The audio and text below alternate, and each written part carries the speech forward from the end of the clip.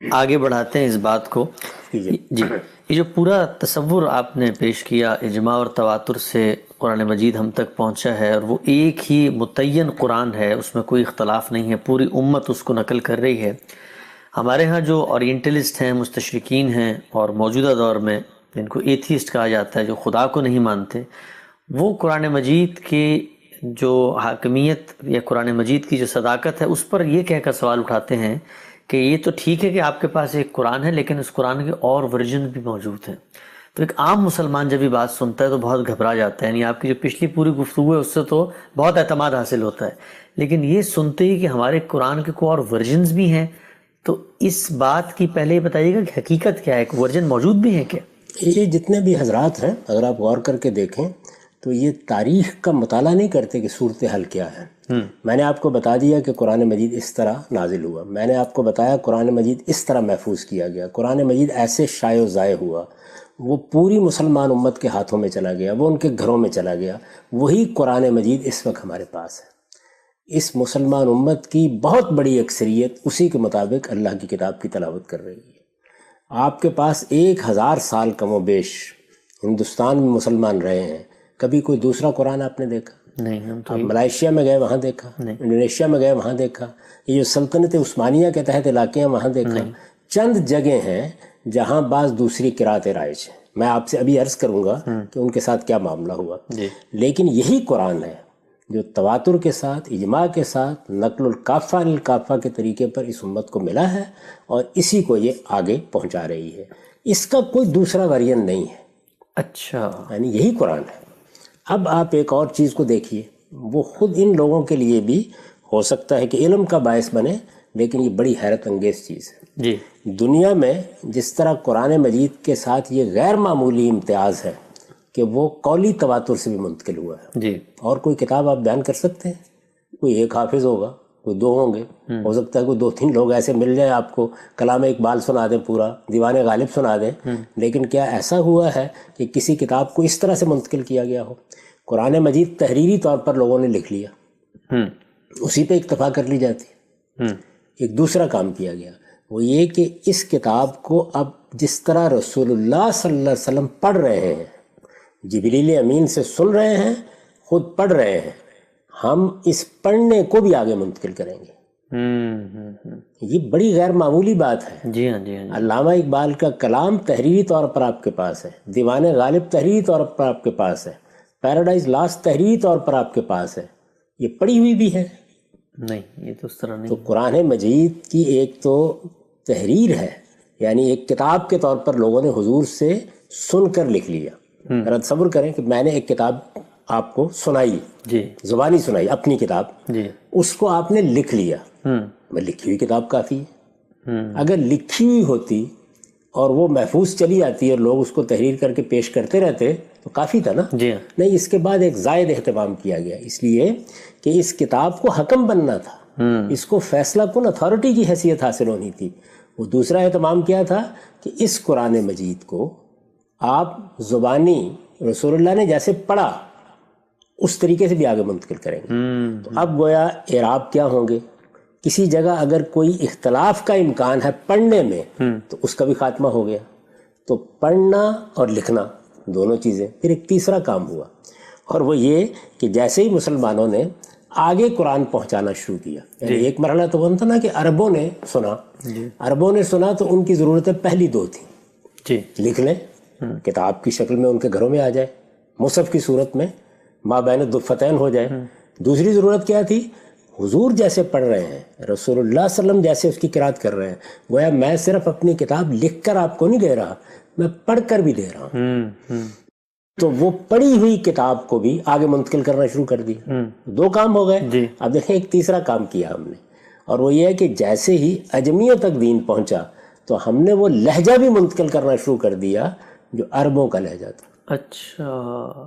یعنی آپ جب انگریزی زبان پڑھتے ہیں تو ایک یہ ہے کہ آپ نے اس کی کتابیں پڑھنا سیکھ لی، دوسری یہ ہے کہ آپ نے اعلیٰ درجے کے انگریز مصنفین کی پڑھی ہوئی کتاب سن لی، یعنی انہوں نے کتاب لکھی اور پھر پڑھ بھی دی. یہ سہولت اس وقت پیدا ہوئی ہے آگے. آڈیو بکس آپ نے دیکھا ہوگا کہ ہمارے ہاں آنے لگ گئی ہیں.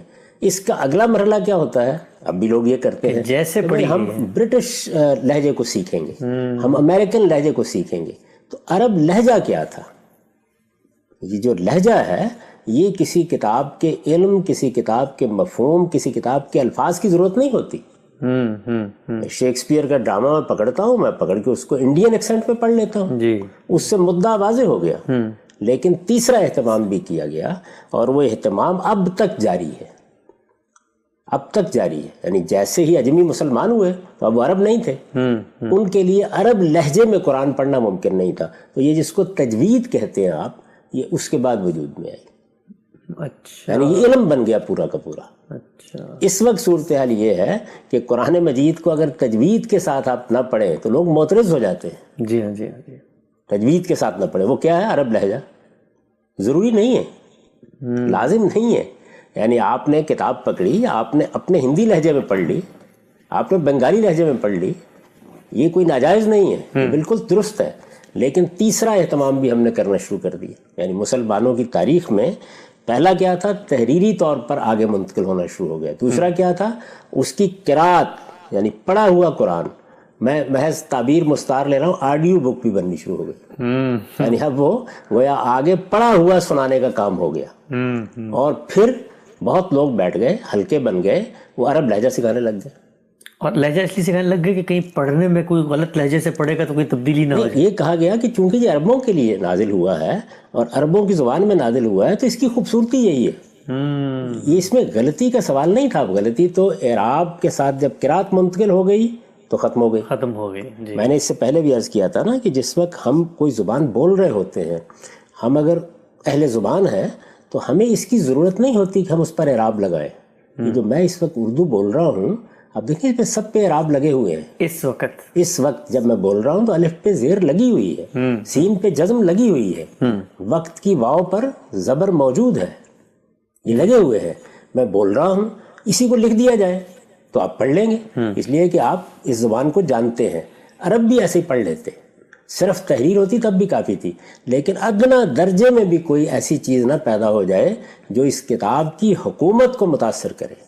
فیصلہ کن ہونا ہے اس نے, یہ میزان ہے, اس کی بنیاد پر حق و باطل کے فیصلے ہونے ہیں. تو دوسرا اہتمام, اور پھر اس کے بعد تزئین کے پہلو سے تیسرا اہتمام, وہ بھی ہم نے کرنا شروع کر دیا. اب یہ جب سارے اہتمام مسلمانوں نے پہلی صدی میں کرنا شروع کر دیے تو اس وقت ایک اور چیز پیدا ہوئی. اور چیز یہ تھی کہ رسالت مآب صلی اللہ علیہ وسلم پر جب یہ قرآن نازل ہو رہا تھا تو میں نے آپ کو تفصیل سے بتایا کہ ایک اس کا پہلا مرحلہ ہے جس میں وہ اس وقت کے مخاطبین کے لحاظ سے نازل ہوا. جی. یعنی قریش مکہ ہیں, ان کو مخاطب کیا گیا, اہل کتاب ہیں, ان کو مخاطب کیا گیا, صحابہ کرام ہیں جن کو یا ایھا الذین آمنوا کہہ کے مخاطب کیا جاتا ہے, اس وقت کے لوگوں کو مخاطب کیا گیا. اس میں ترتیب بالکل اور تھی, بالکل ان کے لحاظ سے تھی.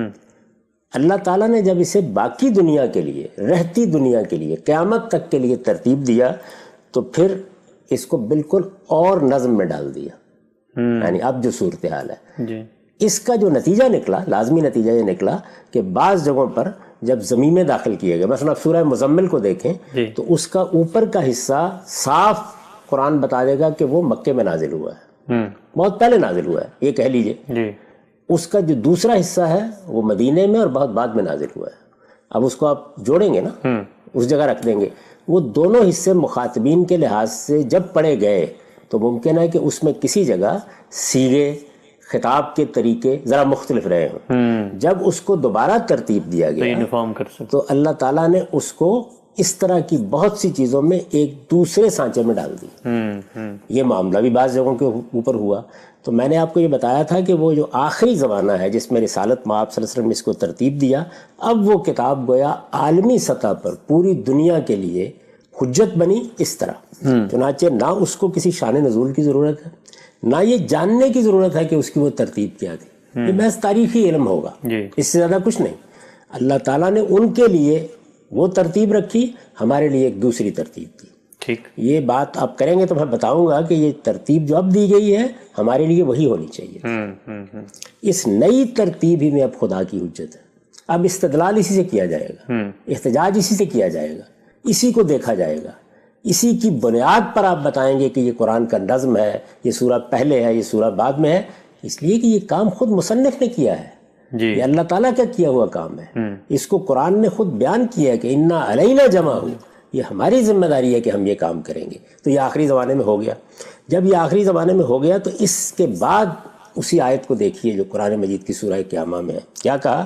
انا علینا جمع ہو و قرآن ہو، ہماری ذمہ داری ہے کہ ہم اس کو جمع کریں گے، ترتیب دیں گے، اس کے بعد پھر پڑھیں گے، جی یعنی پھر وہ دوسرا کام دوبارہ ہوگا۔ پورا کا پورا قرآن جب نئی ترتیب میں آ جائے گا تو پھر شروع سے آخر تک پڑھا جائے گا۔ اچھا، اب سوال یہ پیدا ہوا کہ اس سے پہلے جو پڑھا جاتا رہا اس میں اگر اور اس میں کوئی اختلاف ہوگا تو فیصلہ کن چیز کیا ہوگی؟ جو آخر میں پڑھا گیا ہے۔ خود قرآن نے بتایا نا جی کہ جس وقت ہم وہ قرات کریں گے تو فتب قرآن عربی کرو گے، یعنی اب قیامت تک قرآن کی یہ قرات ہے جس کو عرضہ اخیرہ کی قرات کہا جاتا ہے۔ عرضہ اخیرہ کا مطلب یہ ہے کہ جو آخری دفعہ قرآن پیش کیا گیا، یعنی قرآن مجید جبریل نے رسول اللہ کے لیے پڑھا، رسول اللہ نے جبریل کے سامنے پڑھا۔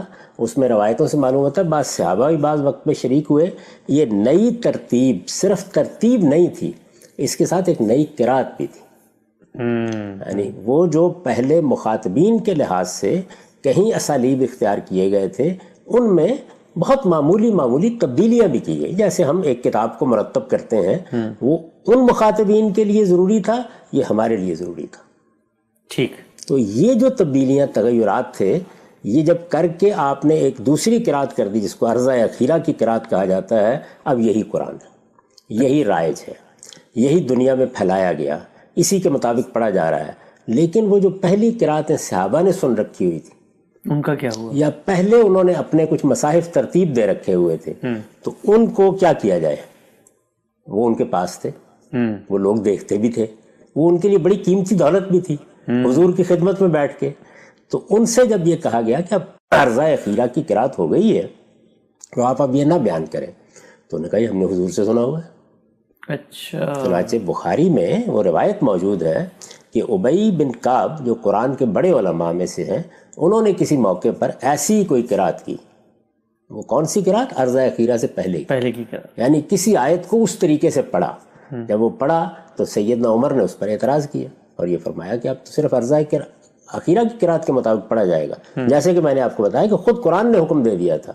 تو انہوں نے کہا کہ میں نے جو بات رسول اللہ سے سنی ہوئی ہے میں تو بیان کروں۔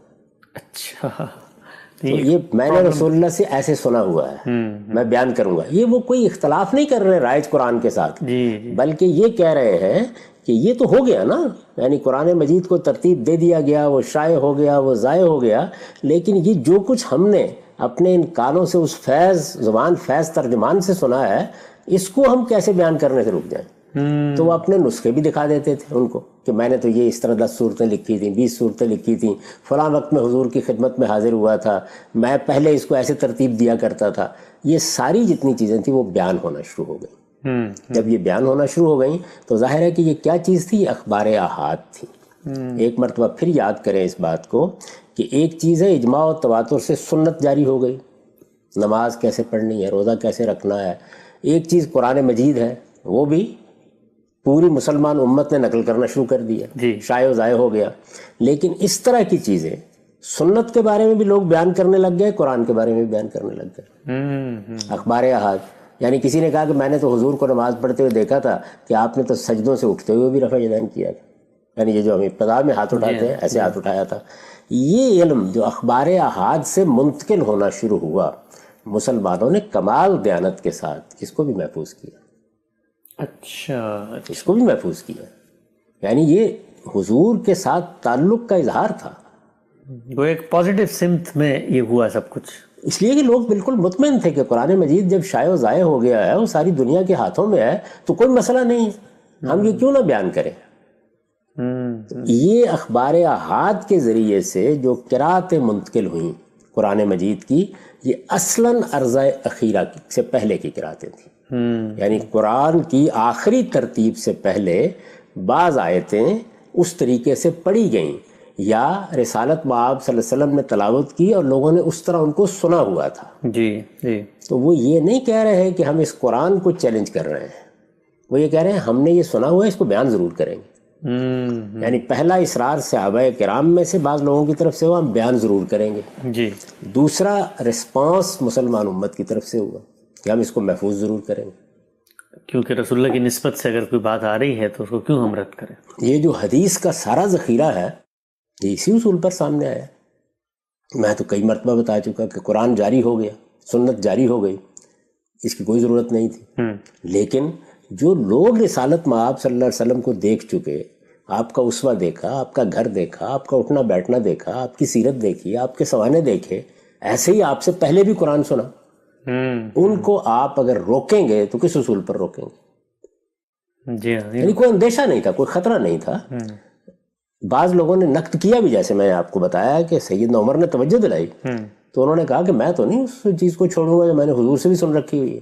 تو وہ یہ نہیں کہہ رہے کہ یہ قرآن مجید سے ہمارے پاس کوئی مختلف قرآن ہے، وہ پہلے جو سنا ہوا ہے انہوں نے اس کو بیان کرنے کا حق مانگ رہے ہیں. یہ انہوں نے بیان کیا. میں نے عرض کیا کہ امت کا رسپانس کیا تھا، یعنی اس وقت کا، تابعین کا، انہوں نے لیا ان سے. تو اس کو بھی لوگوں نے لکھنا شروع کر دیا، ایسے ہی جیسے حدیثیں لکھنی شروع کر دی. یعنی یہ حدیث میں جو قرآن مجید کی روایتیں بیان ہوئی ہیں یہ وہ ہیں. آپ جب بخاری اٹھائیں گے یا مسلم اٹھائیں گے یا بڑی کوئی حدیث کی کتاب اٹھائیں گے تو وہاں پر پورے باب ہیں جن میں اس طرح کی روایتیں بیان ہوئی ہیں. اب جب یہ روایتیں بیان ہونی شروع ہو گئیں تو حدیث کو حاصل کرنے کے لیے جو شوق پیدا ہوا، پھر عرض کر دوں کہ قرآن اور سنت میں پورا دین تھا. جی. کوئی چیز اس میں نہ اضافہ کر رہی تھی نہ کمی کر رہی تھی. لیکن حضور کی نسبت سے، قرآن کی نسبت سے اگر کوئی بھی تاریخی بات بیان ہوگی تو لوگوں کا یہی رد عمل ہوگا، رسپانس یہی ہوگا، ایسے ہی کریں گے. بیان کرنے والے اس کے لیے تیار نہیں ہوئے کہ وہ بیان نہ کریں، اور سننے والے اس کے لیے تیار نہیں ہوئے کہ ہم اس کو نہ سنیں. تو اسی سے در حقیقت یہ جو اتنا بڑا کام آپ کے یہاں ہوا ہے کہ رسالت مآب صلی اللہ علیہ وسلم نے سنت کے بارے میں جو کچھ کہا، کسی سوال کا جواب دیا، کسی موقع پر نماز ایک خاص طریقے سے پڑھی، یہاں تک کہ لوگ دیکھ رہے ہیں کہ اچھا آپ بیٹھے ہیں نا تشہد پہ تو یہ پاؤں کدھر کو نکالا ہے، اچھا آپ سجدے میں گئے ہیں تو آپ نے انگلیاں کیسے رکھی. ان میں سے کوئی چیز بھی ضروری نہیں تھی. جی ہاں. یعنی سنت کے طور پر نماز جاری کر دی گئی، فطری طور پر ہاتھ جہاں آنے ہیں جب سجدے میں جائیں گے آئیں گے، لیکن لوگ ان چیزوں کو بیان کر رہے ہیں.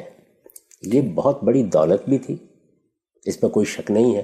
اس لیے کہ جس ہستی پر آپ ایمان لا رہے ہیں کہ وہ خدا کا آخری پیغمبر ہے، اس کے بارے میں ایک ایک چیز ایک دولت ہی بنے گی. اور اس میں جواہر ریزے بھی تھے، لیکن اس سے مسائل بھی بہت پیدا ہوئے. وہ مسائل اگر آپ غور کریں تو ہمارے یہاں سنت کی تعین میں بھی ہوئے. جی. اسی لیے مجھ کو اس پہ کام کر کے اس کو الگ کرنا پڑا. اس وقت بھی صورتحال یہ ہے کہ لوگوں کو یہ باور کرانا بہت مشکل ہو جاتا ہے کہ تہمت باندھنا کوئی سنت نہیں ہے، کھجور کھانا کوئی سنت نہیں ہے، کدو پکانا کوئی سنت نہیں ہے. بتانا پڑ جاتا ہے نا.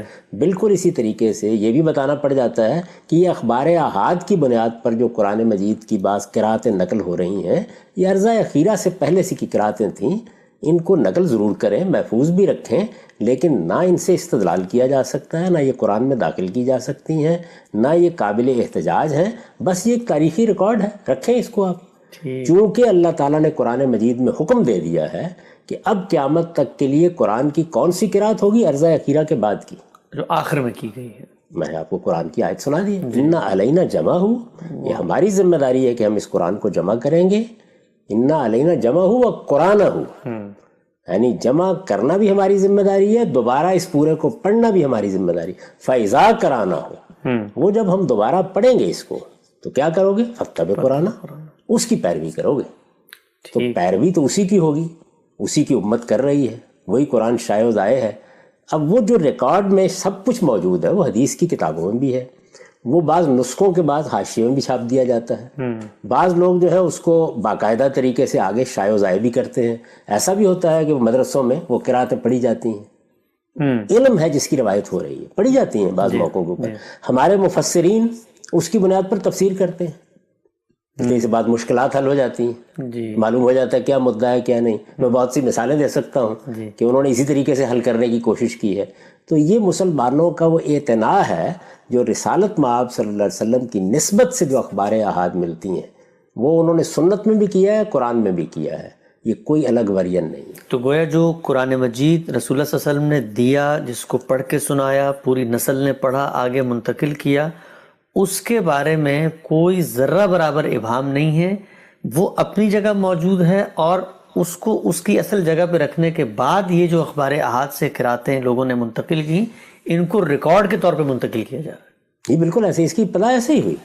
میں نے آپ سے عرض کیا نا کہ جن کے پاس یہ چیز موجود تھی، ان کو یاد تھا، یعنی انہیں یاد تھا کہ ہم نے تو پہلی بار حضور سے ایسے سنا تھا، ہم نے تو مالک یوم الدین کو ملک یوم الدین سنا تھا، یا کہا انہوں نے کہ ہم نے تو یکذبون کو یکذبون سنا تھا، یا یہاں جو تعلمون ہے اس کو ہم نے یعلمون سنا تھا۔ تو اس طرح کی جو بہت چھوٹی چھوٹی چیزیں ہیں ان کو انہوں نے بیان کیا، انہیں روکا بھی گیا کہ اس سے کوئی اختلاط نہ پیدا ہو جائے۔ میں نے آپ کو سنایا ہے کہ بخاری کی روایت ہے کہ سیدنا عمر نے روکا، یہی کام حضرت عثمان نے کیا، یعنی لوگوں کو روکا اس سے، اور یہ کہا کہ اس طرح کی چیزوں کو مرتب کرنا چھوڑ دو۔ لوگ باز نہیں آئے، تیار نہیں ہوئے اس کے لیے۔ اس وقت بھی آپ دیکھیں بہت سے لوگ آپ سے بحث کریں گے کہ یہ جو حدیث کا اتنا بڑا ذخیرہ ہے، 60-70 ہزار روایات ہیں، یہ اگر اس طریقے سے نہ جمع ہوتی تو اختلافات نہ پیدا ہوتے بہت سے۔ اچھا، میں ہمیشہ یہ کہتا ہوں کہ بھائی کیسے نہ ہوتی، یعنی آپ کیسے پابندی لگاتے؟ یہ آزادی رائے پر پابندی ہوتی، حضور کے ساتھ لوگوں کے تعلق پر پابندی ہوتی، یہ علم پر پابندی ہوتی، یعنی آپ کیسے پابندی لگا سکتے ہیں؟ سیدنا عمر جیسا شخص بھی نہیں روک سکا۔ جی ہاں جی۔ تو لوگوں نے یہ جس طرح سنت کے معاملے میں چیزیں بیان کی، اور اس وقت یہ جتنی بحثیں مناظرے ہوتے ہیں سب انہی چیزوں پر ہوتے ہیں، جی ہاں جی۔ بالکل اسی طرح سے لوگوں نے وہ چیزیں منتقل کی۔ جب وہ منتقل ہونا شروع ہو گئیں تو اب اگلے زمانے میں جس طرح حدیثوں میں بہت سی وضع کر کے حدیثیں شامل کر دی گئیں، اور لوگوں نے اس کی بنیاد کے اوپر کچھ مسائل بیان کرنا شروع کر دیے، وہ ایک پوری تاریخ ہے، آپ چاہیں گے تو میں بتا دوں گا کہ وہ کیسے آگے بڑھی۔ پھر اس کے بعد یہ نافع کی قرات، یہ ابن کثیر کی قرات، یہ حمزہ کی قرات، یہ پھر کیسے بنی، وہ اپنی جگہ ایک پوری داستان ہے، لیکن ابتدا یہاں سے ہوئی۔ ٹھیک ہے، ہم سب یہاں پر ہمارا نشست کا وقت ختم ہوتا ہے، انشاءاللہ اگلی نشست میں اسی موضوع کو آگے بڑھاتے ہیں۔ اب تک کے لیے آپ کے وقت کا بہت شکریہ۔ آپ نے ایک بات فرمائی تھی ہم سے گزشتہ نشست میں کہ یہ ایک بہت فطری امر ہے کہ جس چیز کو آپ خود رسول اللہ سے براہ راست سنتے ہیں تو آپ کے دل میں ایک خواہش پیدا ہوتی ہے کہ اگر آپ نے ان کی زندگی میں، ان کی موجودگی میں کوئی چیز مرتب کی تھی تو آپ اس کو قائم رکھیں۔ مجھے آپ کی بات سن کے ایک چیز ریئل لائف کی، اپنی زندگی کی یاد آئی کہ ہم مثلا آپ ہی کی کتاب پڑھ رہے تھے جب شروع میں، تو اس کتاب پہ کچھ نوٹس بنائے تھے، اس پہ اپنی انڈرسٹینڈنگ لکھی تھی۔ آج آپ کی کتاب کے کئی مختلف ورژنز آ چکے ہیں، یہاں تو قرآن نے اعلان کر دیا کہ اب کوئی ورژن نہیں آئے گا، لیکن وہ اصل نسخہ آج بھی ہم نے گھر پہ رکھا ہوا ہے، اسی غرض سے کہ اس سے ایک اٹیچمنٹ بھی ہے اور اس پہ ہمارے نوٹس بھی ہیں اور سب چیزیں ہیں۔ تو یہ بڑی فطری چیز لگتی ہے، لیکن سوال یہ پیدا ہوتا ہے کہ چلیں اگر یہ بات یہاں تک رہتی تو ٹھیک تھا۔ کچھ علماء نے یہ کہا کہ یہ قراتیں تو جس طرح یہ عرض اخیرہ کی قرات ہے اسی طریقے سے یہ باقی قراتیں بھی متواتر ہیں، تو کیا رسول اللہ صلی اللہ علیہ وسلم سے ان قراتوں کا تعدد ثابت ہوتا ہے کہ آپ نے قرآن ایک طرح یوں بھی پڑھا اور دوسری طرح یوں بھی پڑھا؟ ہرگز نہیں، اس طرح کی کوئی چیز نہیں۔ میں نے آپ کو بتایا کہ ایسا ہوا کہ ابتدا میں جب نزولی ترتیب سے یہ آ رہا تھا، قریش مخاطبین تھے، اہل کتاب مخاطبین تھے، ایک مخصوص صورتحال میں بات کی جا رہی تھی، تو بعض جگہوں پر بعض تعبیریں اختیار کی گئیں، لیکن پھر اللہ تعالیٰ نے دوبارہ قرات کی۔ جب دوبارہ قرات کی تو وہ ہمارے پاس اب قرآن کی صورت میں محفوظ ہے، اور یہ حکم دے دیا قرآن مجید میں کہ اب یہی قرات ہے جو پڑھی جائے گی، مطلب قرآن، یعنی یہ مصنف کی اپنی ترتیب کے بعد مصنف کا اپنا فیصلہ ہے۔ یہ بات سمجھ لینی چاہیے۔ اس سے پہلے میں بڑی وضاحت سے بتا چکا ہوں کہ یہ بات کہ یہ کوئی سیدنا عثمان کے زمانے میں مرتب کیا گیا، کوئی کمیٹی بنائی گئی، کوئی آیتیں تلاش کی گئی، ہرگز نہیں، یہ سب بالکل افسانے ہیں، کوئی حقیقت اس کی نہیں ہے۔ اس پر بہت تفصیلی علمی بحث ڈاکٹر شہزاد سلیم صاحب نے کر دی ہے، قرآن مجید کی تاریخ پر جو انہوں نے مفصل کام کیا ہے، اس کو لوگ دیکھ سکتے ہیں۔ یہ سب کچھ نہیں، اس طرح وہ منتقل ہو رہا ہے، لیکن اس کے ساتھ یہ چیزیں مسلمانوں کے علم میں ہیں۔ عرضہ اخیرہ سے پہلے ایسے پڑھا تھا، ایسے پڑھا تھا، ایسے پڑھا تھا، یہ بھی ہم نے سنا تھا، ہم نے تو ایسے قرات کرتے ہوئے بھی دیکھا تھا، یہ چیزیں ان کے پاس ہیں، اس کو وہ بیان کر رہے ہیں۔ میں نے آپ سے عرض کیا کہ اس کو روکنے کی صحیح بھی کی خلفائے راشدین نے، یعنی سیدنا عمر نے اس کی صحیح کی، سیدنا عثمان نے صحیح کی، اس میں کچھ سختی بھی کی۔ بعض روایتوں سے یہ معلوم ہوتا ہے کہ بعض نسخے بھی جلا دیے گئے اس طرح کے، لیکن لوگ اس کو بیان کرنے سے باز نہیں ہیں۔ اور یہ مسلمانوں کی دیانت بھی ہے کہ انہوں نے اس کو محفوظ رکھا، اور یہ اس وقت کی جو رائے کی آزادی ہے، یعنی آپ کیا کر لیں گے، میرے پاس ایک چیز ہے، میں بیان کر رہا ہوں. آپ نے بھی بیان کیا نا کہ اگر فرض کر لیجئے کہ آپ اس زمانے کی میزان کی اس طرح کی چیزیں چھاپ دیں اور ان یہ کہیں کہ یہ ہمارے پاس وہ نسخہ موجود ہے. بہت سی ایسی چیزیں ہیں. آپ دیکھیں یہ کانٹ کی کرٹیک آف پیور ریزن جو ہے، اس کے کوئی 7-8 ایڈیشن ہیں. یعنی مصنف کتاب چھاپتا ہے، پھر اس پہ نظر ثانی کرتا ہے. یہ تو ہے نا انسانی کام. اللہ تعالیٰ کے ہاں اصل میں یہ بالکل ٹھیک حکمت کے مطابق ہوا کہ پہلے مخاطبین اس وقت زندہ لوگ ہیں سامنے، آج کے مخاطبین وہ لوگ نہیں ہیں. اب اس کو ہم نے ماضی میں ایک سرگزشت کے طور پر پڑھنا ہے، تو ترتیب بھی تبدیل کی گئی اور بعض جگہوں کے اوپر لفظی تغیرات بھی کیے گئے. یعنی وہ کس طرح کے ہیں؟ وہ یہ نہیں کہ مدعا کے تغیرات ہیں، یعنی یہ کہا گیا تھا کہ تم جانتے ہو، کر دیا گیا وہ جانتے ہیں. میں نے مثال دی اس بات کی. تو اس طرح کی بعض چیزیں تھیں جن سے ابتدا ہوئی. جب ان سے ایک بار ابتدا ہو گئی اور لوگوں نے ان کو مرتب کرنا شروع کر دیا، تو جو کچھ حدیث میں ہوا ہے وہ یہاں بھی ہوا. اچھا، کیا ہوا ہے؟ یعنی وہ ہمارے پاس بھی دولت موجود ہے کہ جو حضور سے صحابہ نے بیان کی، تابعین نے بیان کی، اور بعد کے زمانوں میں وہ سب کچھ بھی موجود ہے جو باقاعدہ گڑھا گیا. آپ جانتے ہیں کہ بہت بڑے بڑے مجموعے ہیں موضوعات کے. موضوع کس حدیث کو کہتے ہیں؟ لوگوں نے اپنی طرف سے گڑھ کے بیان کر. تو اگر حضور کی نسبت سے اعمال کی چیزیں گڑھی گئیں تو خود سوچنے کہ قرآن کی کیوں نہیں گڑھی جائے؟ جو لوگ وہ کام کر رہے ہیں یہ کیوں نہیں کریں گے؟ جو لوگ وہ کام کر رہے ہیں وہ یہ کیوں نہیں کریں گے؟ تو اس سے بہت بڑے پیمانے پر شیوع بھی ہونا شروع ہو گیا. یعنی بہت تھوڑی سی چیزیں تھیں جو صحابہ نے بیان کی، اب وہ زیادہ ہونا شروع ہو یہ زیادہ کہاں مسلمانوں میں یا علمی حلقوں میں زیادہ ہونا؟ ظاہر ہے کہ یہ علمی حلقوں کی چیز ہے نا، علمی حلقوں ہی کی چیز ہے. مسلمانوں کے پاس تو قرآن ہے، عام آدمی اس کو پڑھ رہا ہے، نقل کر رہا ہے، آگے منتقل کر رہا ہے، اس کے حفظ کر رہا ہے. علم کی دنیا میں یہ چیزیں، یہ حدیثیں بھی یوں تھوڑی ہے کہ عام مسلمان بیٹھ گئے تھے. یعنی یہ بھی علم کی دنیا ہی میں سب کچھ ہو رہا ہے. رسالت باب صلی اللہ علیہ وسلم جب دنیا سے رخصت ہوئے تو قرآن صراحت سے کہتا ہے کہ کچھ منافقین مدینہ تک میں رہ گئے تھے جن کا خاتمہ نہیں ہوا. اس کے بعد بھی ظاہر ہے کہ بڑے فتنے کے دور پیدا ہوئے، تو ان میں جو لوگ قریب آئے یا وہ اندر سے اسلام کے دشمن تھے، انہوں نے جس طریقے سے سنت کے بیان میں، حضور کی سیرت کے بیان میں، آپ کے اسوہ حسنہ کے بیان میں حدیثیں گڑھی ہیں، بالکل اسی طریقے سے قراتیں بھی گڑھی اس نوعیت کی. تو ایک بہت چھوٹی سی چیز تھی جو حضور سے صحابہ نے روایت کی، وہ عرضہ اخیرہ سے پہلے کی چیزیں تھیں. یہ اب اس میں اضافہ ہونا شروع ہو گیا. اچھا، جب یہ اضافہ ہونا شروع ہو گیا تو آپ یہ دیکھیے نا کہ وہاں بھی ذخیرہ بہت بڑھ گیا، یہاں بھی بہت بڑھ گیا. وہاں بھی لاکھوں روایتیں ہو گئیں جن میں سے پھر محدثین نے انتخاب کیا. یہاں پر بھی یہ سلسلہ شروع ہو گیا. بلکہ بعد کے زمانوں میں تو یہاں تک بھی ہوا کہ بعض لوگ چونکہ اس سے تفسیر کرنے لگ گئے. ہماری تفسیروں میں یہ بہت مل جاتی ہیں آپ کو. کوئی تفسیر کی کتاب اٹھا لیں، زمخشری کی کتاب اٹھا لیں، آلوسی کی اٹھا لیں، ابن کثیر اٹھا لیں، مل جائیں گی بہت سی. تو بہت زیادہ بڑی تعداد میں یہ وہاں پر تفسیر میں مدد دینے لگ گئی.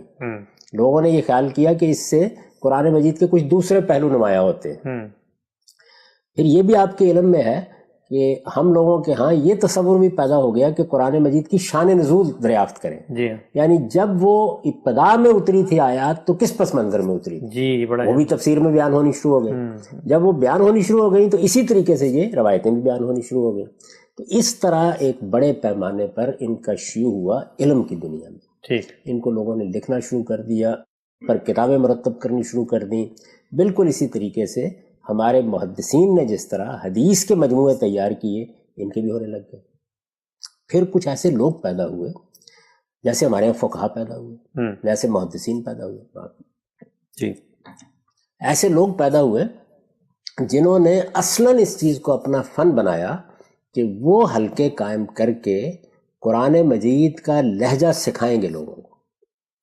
اچھا، میں نے پہلے عرض کیا تھا نا کہ 3 کام ہوئے. تحریر میں لوگوں نے اس کو محفوظ کیا. دوسرا کام کیا تھا؟ یعنی قولی تواتر سے منتقل ہونا شروع کیا، پڑھا جا رہا ہے. تیسرا یہ ہے کہ عرب لہجے میں پڑھا جائے یا پڑھنا سکھایا جائے. تو عرب لہجے میں پڑھنا سکھانے والے لوگ پیدا ہوئے. وہ کیا کر رہے ہیں؟ عجمی لوگ ہیں ان کے سامنے، اور وہ عرب لہجے میں جیسے قرآن پڑھتے تھے، اور ظاہر ہے کہ ان کے لہجوں میں کچھ تنوع بھی تھا، اختلافات بھی تھے. تو کسی نے کسی لہجے کو پسند کیا، کسی نے کسی لہجے کو پسند کیا، وہ اس میں اب قرآن مجید لوگوں کو سکھانے لگ گئے. ٹھیک. یہ لوگ ہیں کہ جن کو قاری کہا جاتا تھا. اچھا. یعنی یہ قرآن مجید کی مجالس منعقد کرتے اور ان میں لوگوں کو سکھاتے تھے. یہ جو نافع ہے، ابن کثیر ہیں، حمزہ ہیں، اس طرح کے لوگ ہیں، پورا قرآن مجید یہ اس طریقے سے لوگوں کو پڑھا رہے تھے. اس کے ساتھ ہی انہوں نے ایک اور کام کر ڈالا. وہ کام انہوں نے کیا کیا کہ یہ جو اس طرح کی بعض روایتیں مل گئیں ان کو، یعنی کچھ صحابہ کرام سے مل گئیں، کچھ تابعین سے مل گئیں، اس طرح کی روایات مل گئیں، اپنے ذوق سے انہوں نے ان کا انتخاب شروع کر دیا. جیسے ہمارے فقہا ہیں، اب دیکھیے نا کہ وہ آپ فقہ حنفی کو دیکھتے ہیں تو بعض روایتیں انہوں نے لے لی ہیں، بعض نہیں لی. جی. ایسے ہی امام شافعی بعض روایتوں کو قبول کرتے ہیں، بعض کو نہیں قبول کرتے. تو حدیث سنت کے معاملے میں بھی یہی ہو رہا ہوتا ہے کہ آپ انتخاب کر رہے ہوتے ہیں، اس میں آپ کا ذوق بھی کار فرما ہوتا ہے، اور آپ بعض اوقات محسوس کرتے ہیں کہ اگر ایسے قرآن مجید کو پڑھا جائے تو اس سے یہ بات زیادہ واضح ہو جاتی ہے. تو ان لوگوں نے اپنا اختیار ترتیب دینا شروع کر دیا. اس کو اصطلاح میں کہتے ہیں اختیار ہے. اچھا.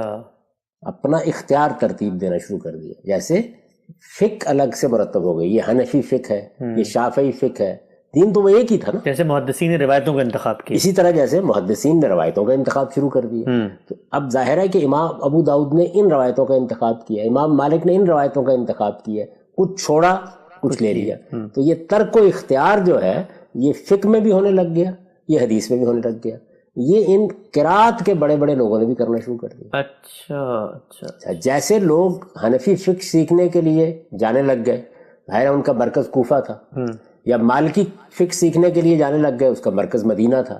بالکل اسی طریقے سے ان قاریوں سے بھی سیکھنے لگ گئے، ان کا اختیار سیکھنے لگ گئے. یہ اپنا اختیار مطلب کیا کہ یہ قرآن مجید جو ہمارے پاس متواتر قرآن ہے، اس کی بعض جگہوں کے اوپر جو وہ پہلی ارضہ اخیرہ سے قراتیں ان کو ملیں یا ان کے بعد اس میں شامل ہوئیں، ان کو اختیار کر کے یہ اس کو سنانے لگ گئے، اس کو پڑھانے بھی لگ گئے. یہ علم کی دنیا میں یہ سب کام ہو رہا تھا. یعنی عامت الناس کے ہاں کچھ نہیں ہوا، وہ وہی قرآن پڑھ رہے ہیں، وہی قرآن سیکھ رہے ہیں، اسی قرآن کو آگے منتقل کر رہے ہیں. اسی وجہ سے آپ یہ حیرت انگیز چیز دیکھتے ہیں نا کہ جب ہم تاریخ میں پڑھتے ہیں کہ ایک زمانے میں مدینے کے لوگ فلاں قرات پڑھتے تھے، بصرہ کے لوگ یہ پڑھتے تھے، وہ لوگ نہیں پڑھتے تھے، وہ وہاں کے اہل علم قاری حضرات تھے جو پڑھتے تھے. اچھا. اور ان میں یہ ترک و اختیار ہوتا رہتا تھا. علم کی دنیا میں یہ آج تک ایسے ہی جاری ہے. ٹھیک. اچھا. یعنی ترک و اختیار وہاں شروع ہوا، اختیار کے مطابق عرب لہجہ پڑھانا شروع کر دیا، شہرت ہو گئی، لوگوں نے اس کو قبول کرنا شروع کر دیا. جیسے کچھ حنفی ہو گئے، کچھ شافعی ہو گئے، کچھ یہ ہو گئے، اور پھر اس کے بعد یہ چیزیں آگے شائع ہونے لگ گئی. آپ نے سوال یہاں سے کیا تھا کیا یہ متواتر ہے؟ یعنی یہ ان کو تو اخبار احاد کے طور پر ملی، آگے پھر بے شمار لوگ ان کے شاگرد ہوئے اور انہوں نے پڑھنے شروع کر دی. تو یہ تواتر اصل میں ان قاریوں سے ہے. اچھا. یعنی جب یہ کہا جاتا ہے کہ یہ متواتر ہیں تو اس کا مطلب وہ قرآن نہیں ہے جو رسالت میں آپ صلی اللہ علیہ وسلم سے متواتر ملا ہے. یہ قراتیں ان قاریوں سے متواتر ہوئی. ایسے سمجھ لیں کہ بخاری اب متواتر ہے، لیکن وہ امام بخاری سے متواتر ہے. امام بخاری نے جو احاد روایتیں تھیں ان کا مجموعہ مرتب کیا، اب سینکڑوں شاگرد پیدا ہو گئے. تو بالکل اسی طرح سے ان قاریوں کے ساتھ ہوئے. ٹھیک. یعنی یہ کہنا کہ قرآن مجید جو اصل میں قرآن کی متعدد قراتیں تھیں بھی صحابہ کے دور میں، وہ جب آگے نقل ہوئیں تو خبر واحد کے اصول پر ایک انڈیپینڈنٹ آدمی آگے پہنچا رہا ہے. قاریوں نے جب اختیار کیا تو پھر سینکڑوں طالب علموں کو سکھایا، تو اس کے بعد ان کا پوری تاریخ بتا دی ہے کہ ارضہ اخیرہ سے پہلے کی قراتیں جو صحابہ کرام کو یاد تھیں یا انہوں نے نوٹ کی ہوئی تھیں یا انہوں نے اس سے پہلے قرآن کا کوئی نسخہ بیان کیا ہوا تھا، وہ علمی طریقے سے آگے منتقل ہوا. بات یہاں سے شروع ہوئی، بڑھتے بڑھتے وہاں تک پہنچی، یہاں تک کہ پھر قاریوں کا اختیار رائج ہو گیا. یعنی وہ اختیار لوگ سیکھنے لگ گئے، جیسے فقہ حنفی سیکھنے لگ گئے، جیسے امام بخاری سے حدیث سیکھنے لگ گئے. تو یہ مجموعے جس طریقے سے حدیث کے مرتب ہوئے یا جیسے فقہ مرتب ہوئی، ایسے ہی یہ کام ہو گیا. اب امام ابو حنیفہ سے تو شروع ہوئی نا فقہ حنفی، آگے تو اب متواتر ہی متواتر ہے. یعنی متواتر کا مطلب یہ ہے کہ وہ پھر رسالت میں آپ صلی اللہ علیہ وسلم سے اپنی نسبت نہیں رکھتی، وہ اصل میں اس قاری سے یا اس محدث سے نسبت رکھتی ہے. امام مالک نے موطا ترتیب دی، وہ اخبار احاد کا مجموعہ ہے، ترتیب پا گئی، اب وہ ایک کتاب ہے. اس کتاب کو سینکڑوں لوگ ان سے سیکھنے لگ گئے. اب کتاب کو ایک طرح کا تواتر حاصل ہونے لگ گیا. تو آج ہمارے پاس جو جاہیہ مسمودی کا مرتب کیا ہوا نسخہ ہے اس کی کم و بیش یہی حیثیت ہے. سینکڑوں ہزاروں لوگ، بہت سے لوگ ہیں جن کے ہاں وہ محفوظ ہے، آگے شائع ہو گئی، لکھ لی گئی. یہ کام بخاری کے لیے بھی ہوا، مسلم کے لیے بھی ہوا. تو جب یہ کہا جاتا ہے یہ متواتر قراتیں ہیں تو اس کا مطلب یہ ہے کہ ان قاریوں سے آگے پھر ان کو ایک تواتر حاصل ہو گیا. یہ بات کہ یہ پہلے خود تواتر تھا یا رسالت آپ صلی اللہ علیہ وسلم سے یہ اس طرح منتقل ہوئی، اس کو خود امام جزری نے پوری تحقیق کر کے رد کر دیا اور یہ بتایا کہ ایسا بالکل نہیں ہوا. چنانچہ جس طرح حدیث کو قبول کرنے کے معاملے میں معیار بنایا گیا، یعنی آپ کیا کہتے ہیں کہ حضور کی نسبت سے اخبار احاد اگر ملیں گی، ایک دو لوگ بیان کریں گے تو ہم کیا دیکھیں گے؟ ہم یہ دیکھیں گے کہ راوی ثقہ ہے، ہم یہ دیکھیں گے کہ اس کی سند میں اتصال ہے، ہم یہ دیکھیں گے کہ اس کے حفظ و اتقان کا کیا عالم تھا.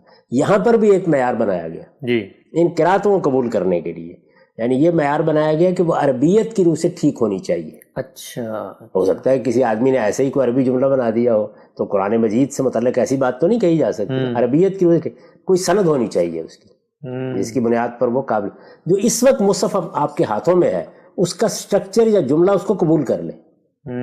تو یہاں پر بھی گویا تین، وہاں پر بھی تین ہی ہے، وہاں پر بھی یہی ہے، یعنی راوی کی ثقافت ہے، اتصال ہے، حفظ و اتقان ہے.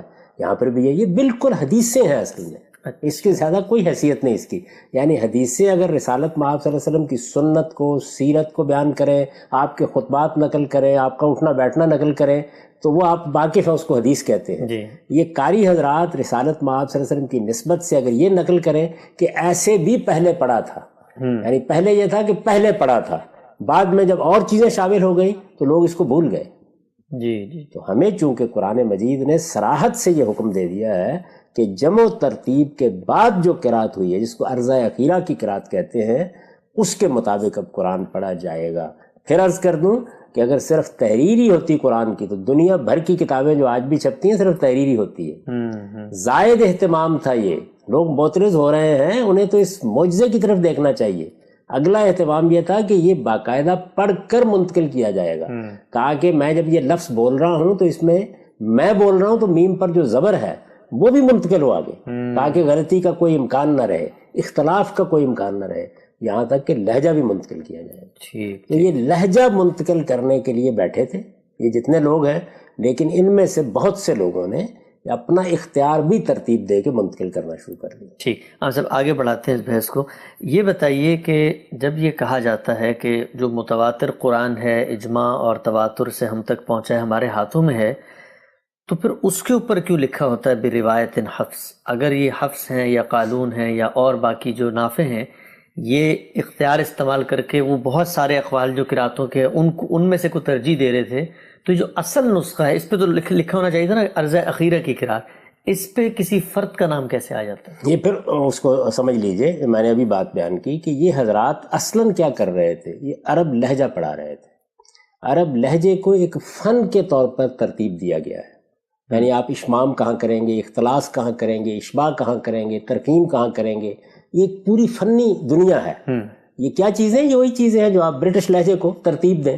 آپ یہ کہیں گے جی دیکھیے وہ آر کو ایسے بولتے ہیں، اچھا یہ بتائیں، یہاں پر اس کو وہ حذف کر دیتے ہیں، یہاں آواز ایسے نکلتی ہے. کبھی آپ سنیں مختلف لہجوں کو؟ تو یہ جو لہجوں کو پڑھانے والے لوگ تھے جن کو آپ یہ کہتے ہیں حفص ہے، یہ ابن کثیر ہے، یہ حمزہ ہے، یہ ورش ہے، یہ قالون ہے، یہ نافع ہے، یہ جتنے کون لوگ ہیں یہ وہ لہجہ پڑھانے والے لوگ. تو لہجے کو منتقل کرنے کا کام کرنے کے لیے لوگ بیٹھے ہیں. میں نے آپ سے عرض کیا کہ ان میں سے جب اختیار بھی لوگ پڑھانے لگ گئے تو یہ جو چین ہے، یعنی حفص یہ عاصم کے شاگرد ہیں. عاصم کس کے شاگرد ہیں؟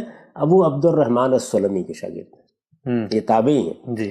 تو یہ جو چین ہے اس نے فیصلہ کیا کہ لہجہ تو پڑھائیں گے ہم، لیکن قرات قرآن کی وہی ہوگی جو مصحف کی ہے. تو جیسے ان لوگوں کے اختیار کے لیے وہ لہجہ پڑھایا جا رہا تھا، تو یہ ضرورت اس مصحف کی بھی تو تھی نا کہ اس کا بھی لہجہ پڑھایا جائے، عرض اخیرہ والی قرات، عرض اخیرہ والی قرات کی. تو اس کو جب کہا جاتا ہے حفظ کی قرات تو اس کا مطلب ہے حفظ نے جیسے اس کو پڑھا اچھا، اس میں متن میں کوئی تغیر نہیں کیا گیا، متن میں کوئی تبدیلی یعنی نہیں حفظ نے اختیار استعمال نہیں کیا؟ کوئی اختیار استعمال نہیں کیا، یہ بالکل ریکارڈ پر موجود ہے۔ ابو عبد الرحمن السلمی نے یہ مدرسہ قائم کیا۔ ابو عبد الرحمن السلمی کے بارے میں صراحت سے یہ تاریخ میں نقل ہو گیا ہے کہ وہ بالکل وہی قرات پڑھاتے تھے جو ارضۂ اخیرہ کی قرات، انہی الفاظ میں یہ ساری بات لکھی ہوئی ہے، اور خاص طور پر تنبیہ بھی کرتے تھے لوگوں کو، اور یہ کہتے تھے کہ یہ تم لوگوں نے جو اس طرح کی قراتیں پڑھنی شروع کر دی ہیں، نہ یہ ابو بکر نے پڑھی تھی، نہ عمر نے پڑھی تھی، نہ عثمان نے پڑھی تھی، نہ علی نے پڑھی تھی، نہ زید بن ثابت نے پڑھی تھی، یہ سب وہ کہتے تھے۔ وہ تو ایک ہی قرات قرآن مجید کی جو ارضۂ اخیرہ کی قرات ہے وہی پڑھتے تھے، اسی پر حضور دنیا سے رخصت ہوئے۔ یہ ساری باتیں میں نے اپنے اس مضمون میں لکھ دی ہیں، اس کے حوالے بھی لوگ دیکھ سکتے ہیں جو میری کتاب مقامات میں قرات کا اختلاف کے زیر عنوان موجود ہے۔ ٹھیک، تو یہ اس طریقے سے گویا ایک مدرسہ وہ تھا کہ جس نے جو قرآن مجید ہمارے پاس شائع و ضائع ہے، اس کی بھی تو ضرورت تھی نا۔ جی ہاں، یعنی سب سے زیادہ تو اسی کی ضرورت سب سے زیادہ اس کی ضرورت تھی، جی۔ یعنی پہلی ضرورت کہ لکھا گیا تو لکھا تو جا رہا تھا، ہزاروں لوگ رہ رہے تھے، اس میں کسی اختیار کا استعمال کیا کرنا، یہ تو ارضۂ اخیرہ کی قرات تھی، تو سوال ہی نہیں پیدا ہوتا تھا۔ تو دو چیزیں تو وہی تھیں، لیکن ایک تیسری چیز کے لیے پھر قاری حضرات آئے تو انہوں نے پڑھانا شروع کر دیا۔ تو اب ابو عبد الرحمن السلمی نے وہی ارضۂ اخیرہ کی قرات کو بھی عرب لہجے میں تعلیم دینا شروع کیا۔ عاصم ان کے شاگرد تھے، انہوں نے بھی یہی کیا۔ اس کے بعد حفص نے آگے پڑھایا۔ تو اب ہمارے ہاں وہ چونکہ حفص کا لہجہ عرب لہجہ جو منتقل کی ہے، میں نے پھر وہی بتایا کہ وہ پورا فن بن گیا ہوا ہے۔ جو آپ تجوید سکھاتے ہیں جب، تو اصل میں وہی فن سکھاتے ہیں۔ اب ہے نا، را کو ایسے پر پڑھنا ہے، یہاں ترخیم کر دینی ہے، یہاں لفظ کے اندر پھیلاؤ ہے، یہ یہاں حرف یا اتنا اوپر اٹھانا ہے، یہ سب چیزیں جتنی ہیں ان کا کوئی تعلق مدعا سے مضمون سے نہیں ہوتا۔ یہ بالکل وہی ہے کہ وہی انگریزی ہے، وہ ایک امریکن بول رہا ہے تو ایکسنٹ اور ہوگا، لہجہ اور ہوگا، ایک انڈین بول رہا ہے تو اور ہوگا۔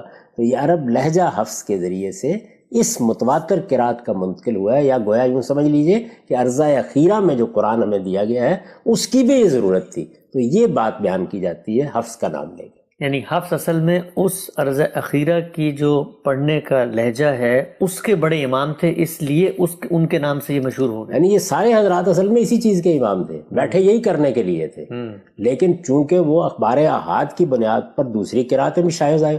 آپ فقہ سے سمجھ لیجئے نا، جی، یعنی امام ابو حنیفہ کے ہاں اصرار ہے کہ جو روایت چلی آ رہی ہے نماز کی، روزے کی، بس اس کو ہم آگے چلے جائیں گے، جہاں پہ ضرورت ہوگی اجتہاد کی اجتہاد کر لیں گے۔ فقہ حنفی کی بنیادی اساس یہ ہے، لیکن باقی ائمہ کے ہاں وہ روایتیں جو آ گئیں تو وہ ان روایات کو پھر قبول کرتے ہیں، ایڈجسٹ کرتے ہیں، لیتے ہیں۔ اس وقت کے حناف ویسے حنبلی ہو چکے ہوئے ہیں، لیکن میں ابتدا بتا رہا ہوں آپ کو۔ تو جس طرح وہاں پر یہ فرق آپ محسوس کرتے ہیں، امام ابو حنیفہ کے ہاں یعنی وہ اختیار کے لیے تیار نہیں ہے۔ جی، جو روایت سنت کی قائم ہو گئی ہے، میں سنت کے بارے میں بات کر رہا ہوں، لیکن باقی لوگ اخبار احاد کی بنیاد پر آپ کو بتاتے ہیں کہ ایک یہ ہاتھ جو ہے نا وہ ذرا سینے کے اوپر باندھ لیں، کیونکہ ایک روایت میں اس کا ذکر آ گیا ہے، آپ نے رکوع اس طریقے سے کرنا ہے، ایک روایت میں اس کا ذکر آ گیا ہے۔ تو ان روایات کی بنیاد کے اوپر جب آپ نے اس سنت کی تعین شروع کر دی تو اپنا اختیار قائم کرنا شروع کر دیا نا۔ جی، یہ اختیار فقہ میں بھی ہوا، یہ محدثین کے ہاں بھی ہوا، اور یہ قاریوں کے ہاں بھی ہوا، لیکن حفظ کے ہاں ایسی کوئی چیز نہیں ہوئی۔ اور یہ تاریخی ریکارڈ پر موجود ہے کہ ابو عبد الرحمن سلمی نہ صرف یہ کہ اختیار استعمال نہیں کیا انہوں نے، بلکہ سخت تنبیہ کرتے تھے کہ یہ نہ کیا جائے، روکتے تھے اس بات سے، ٹھیک روکتے تھے۔ وہ یہ کہتے تھے کہ جو سارے کے سارے خلفائے راشدین نے ہمیں قرآن دیا، وہ قرآن جو شائع و ضائع ہے، اس کے ساتھ یہ آپ کیا کر رہے ہیں؟ وہ اس کو قبول ہی نہیں کرتے تھے۔ تو اس وجہ سے یہاں ایسا کوئی کام نہیں ہوا۔ یہ اصل میں ارضہ اخیرہ کی قرات، اللہ کی ترتیب دیا ہوا قرآن، اس کو بھی عرب لہجے میں پڑھنا سکھایا گیا ہے، اور یہ حفظ کے ذریعے سے منتقل ہوا۔ ٹھیک۔ اچھا صاحب نے فرمایا کہ جو ارضہ اخیرہ کی قرات ہے وہ اجماع و تواتر سے جاری ہے، پوری دنیا میں مسلمان اسی کو پڑھ رہے ہیں، آگے بڑھا رہے ہیں۔ یہ کیا وجہ ہے کہ جب ہم دیکھتے ہیں علمی حلقوں میں تو چلے سمجھ میں آتا ہے کہ وہ خبر واحد آ گئی ہے، اس کو ہسٹری کے طور پہ وہ رکھ بھی رہے ہیں، پریزرو بھی کر رہے ہیں، بڑی اچھی بات ہے، لیکن ہم دیکھتے ہیں کہ جو بعض مغرب کے علاقے، مراکش ہے، تیونس ہے، وہاں پر تو یہ حفظ سے بالکل ایک مختلف دوسری قرات ہے، وہاں کی مسجدوں میں پڑھائی جاتی ہے۔ تو اگر خبر واحد تھی، اجماع تواتر سے ارض اخیرہ جاری تھی، تو وہاں یہ کیسے آ گئی پھر؟ یہ بھی دیکھیے ایک تاریخی حادثہ ہے، اس کو بھی سمجھ لیجئے۔ یعنی یہ جو میں نے قاری حضرات بتایا آپ کو تو چونکہ جس طرح فقہ میں اختیار استعمال ہو رہا تھا تو بعض ان کے اختیارات ائمہ نے بھی پسند کرنے شروع کر دیے. اچھا امام مالک نافع کے اختیار کو پسند کرتے تھے. اچھا مراکش وغیرہ میں مالکی تھے. ٹھیک. تو اب ظاہر ہے کہ جو فقہ کا ایک خاص تعلق تھا امام مالک کے ساتھ وہ نافع کے انتخاب کا باعث بنا. تو یہ کچھ تیسری صدی کے خاتمے پہ آ کر ایک قاضی تھے وہاں کیروان میں, انہوں نے یہ حکم دیا, یہ سب کچھ ریکارڈ پہ موجود ہے, انہوں نے حکم دیا کہ ہمارے علاقے میں صرف نافع کی قرات پڑھی جائے گی, یہ نافع کا اختیار پڑھا جائے گا. یہ باقاعدہ نافذ کر دیا اور سختی سے روک دیا. اس کا نتیجہ ہے کہ وہاں ایک چھوٹے سے علاقے میں اس کا شیوع ہوا اور ظاہر ہے کہ پھر بعد کے زمانوں میں وہ پھیلتا چلا گیا. ایسے چھوٹے چھوٹے بعض علاقے آپ کو اور جگہوں میں مل جاتے ہیں. اچھا یہ ایسے ہوا, یعنی یہ تاریخ بھی محفوظ ہے. بالکل ایسے ہے کہ جس طرح سے ہم نے بحث کرتے ہوئے بتایا تھا کہ یہ ممکن ہی نہیں ہے کہ آپ کسی بدعت کو شروع کریں اور آپ کو اس کی تاریخ نہ مل جائے. جی ہاں جی ہاں جی. یعنی اجماع اور تواتر نیچے سے اوپر تک جاتا ہے. تو یہ بالکل باقاعدہ طریقے سے تاریخی ریکارڈ بتا دیتا ہے کہ ان لوگوں کے ہاں اس کا شیوع کیسے ہوا اور نافع کی قرات کو کیسے اختیار کیا گیا. میں نے آپ سے عرض کیا کہ چونکہ عمومی قبولیت ہو گئی تھی, یعنی لوگ یہ کہتے تھے کہ اچھی بات ہے, چلیں اس طرح بھی قرآن پڑھا گیا تھا, اسے کیا فرق پڑتا ہے. تو اول تو اختیار کو لوگوں نے قبولی کرنا شروع کر دیا اور مفسرین حضرات نے نقل کرنا شروع کر دیا. اچھا, اس سے احتجاج بھی شروع ہو گیا. احتجاج ایک علمی اصطلاح ہے, یعنی اس سے حجت پکڑنے لگ گئے لوگ, تشریح کرنے لگ گئے. آپ جانتے ہیں کہ میراث کا پورا قانون جو ہے وہ ہمارے یہاں قرات ہی پر مبنی ہے. تو اس لیے اس کو جب تفسیر میں بھی اختیار کر لیا گیا تو لوگوں کے اندر کوئی بہت زیادہ اس سے قرابت نہیں رہی. یعنی وہ قرآن جاری ہے, لوگوں کے ہاتھوں میں موجود ہے. تو بعض علاقوں میں جب اس میں سیاسی طاقت استعمال کی گئی تو یہ بھی ہوا. اب دیکھیں سیاسی طاقت کیا کرتی ہے. یہ جو جزیرہ نما عرب ہے آپ کا, جس وقت ترکوں کی حکومت وہاں ختم ہوئی ہے تو حنفی تھے نا سب کے سب, آج ہے تو حنبلی مذہب جو کبھی بھی جاری نہیں ہوا تھا وہ ہو گیا, اس لیے کہ سیاسی طاقت حاصل ہو گئی. لیکن یہ جو ہو گیا تو کیا اس کے بعد کوئی آدمی وہاں کھڑا ہو کے یہ کہہ سکتا ہے کہ ہم تو حضور کے مدینے میں کھڑے ہیں اور حضور کے مکے میں کھڑے ہیں, جو مذہب یہاں ہے یہ حضور کا مذہب. ہم جانتے ہیں کہ 1924 میں خلافت ختم ہوئی ہے, ہم جانتے ہیں 1917 میں کے قریب یہ حکومت قائم ہوئی ہے, ہمیں معلوم ہے کہ یہ حنبلی نقطہ نظر کا شیوع ہوا کیسے ہے, امام ابن تیمیہ کے ساتھ کیا تعلق تھا, محمد بن عبد الوہاب کا, ساری بات سے ہم واقف ہیں. تو بالکل اسی طرح سے مراکش وغیرہ میں جو نافع کی قرات کا شیوع ہے اس کی تاریخ محفوظ ہے, ہم اس سے واقف ہیں پوری. ٹھیک. اب جب خلاصہ کر لیتے ہیں, ہماری نشست کا وقت بھی ختم ہو رہا ہے, کہ جس وقت یہ کہا جائے ایک عام آدمی کے سامنے جو قرآن مجید کو اجماع اور تواتر سے اخذ کر رہا ہے, پر اعتماد طریقے سے کھڑا ہوا ہے, اس کو جب یہ بتایا جائے کہ تمہارے قرآن کے کچھ اور ورژنز ہیں جن میں مختلف انداز میں بات پڑھی گئی ہے, یا کچھ لفظ کا اضافہ یا کچھ صیغے کی تبدیلی ہے, تو وہ کیسے اس کو جواب دے گا اس بات کا؟ اس کو جواب دینے کی ضرورت ہی نہیں ہے, اس لیے کہ اس نے جو قرآن پڑھنا ہے, جس کا حکم اس کو خود قرآن میں دیا گیا ہے, فتب قرآن کہہ کر جس قرات کو اس پر لازم کیا گیا کہ اس کی اتباع کرے, وہ اس پر قرآن پڑھے اطمینان کے ساتھ. یہ علم کی دنیا کی باتیں ہیں, اس کو وہیں رہنے دیں, اس سے ہم نمٹتے رہیں گے.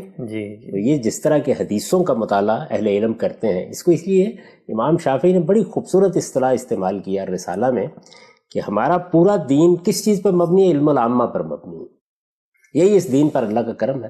یعنی عامت الناس کافہ عن الکافہ, وہ قرآن بھی منتقل کر رہے ہیں, سنت بھی منتقل کر رہے ہیں, لیکن ایک علم الخاصہ بھی ہے. یہ علم الخاصہ ہے, یہ حدیث میں بھی ہے, یہ اس میں بھی ہے. تو اس کے رموز کیا ہیں, اس کے اوقاف کیا ہیں, اہل علم اس سے اعتناب برتتے رہتے ہیں. اس سے پہلے ہمارے ہاں تفسیروں میں بھی یہ باتیں بیان ہوتی تھیں. ہندوستان میں علماء نے احتیاط برتنا شروع کی اور وہ اپنی تفسیروں میں اس کا ذکر بالعموم نہیں کرتے.